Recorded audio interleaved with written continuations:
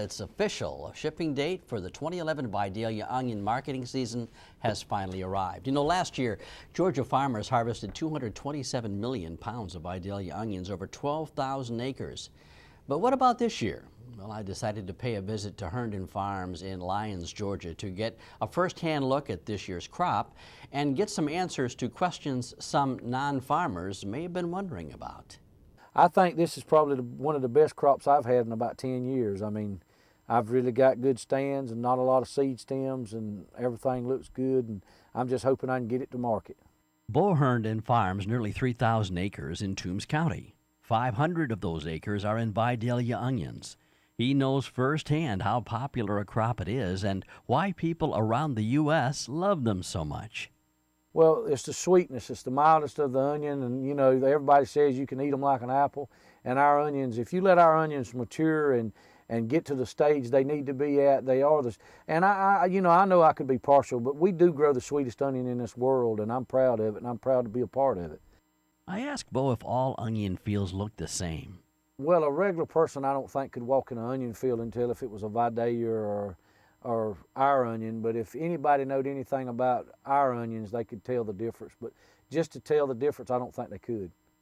What's the story behind the marketing order that you and other growers created? We put a marketing order in place years ago because we were the first ones to grow the Vidalia onions, and it's our soil that we grow them around in these 20 counties, and we knew that we had something special. And we went to work on it, and went to Washington, and went to Atlanta, and got this 20 county area set up so we could only be the ones to grow this crop, and that's the way it worked out to be 20 counties. Does that mean no one else in America can grow them? They can't grow them out of this county. I mean, they've got to be grown in these 20 counties to be called a Vidalia onion. But you know, it's our land where we grow them at, and the way we fertilize, and the way we do it, and they can grow onions in other states and other countries, but they can't grow a Vidalia. How is the decision made as to an official shipping date? Every year is different. Weather, plays a big part in it, and we have to decide when it's best to ship our onions. And we go ahead as a group and set up a date to ship these onions, but that does not mean a farmer that his onions are ready, he couldn't ship his onions. He just has to have them federally inspected by the USDA to ship them before that date.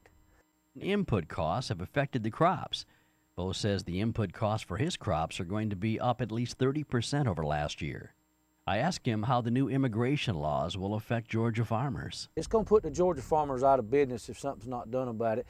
You know, there's not enough workers. They think there's enough workers here in the United States to gather these crops and do what needs to be done, but people in the United States don't want to work no more. I mean, it's just a simple fact.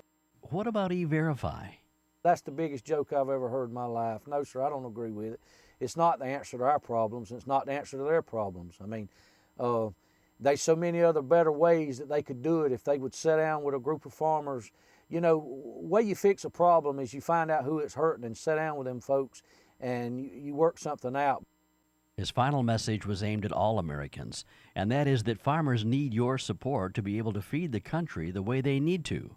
And if not, if our food was coming from these other foreign countries like our oil is now, y'all think where we would be. And everybody needs to remember that. The American farmer, we're on y'all's side. We're not against you.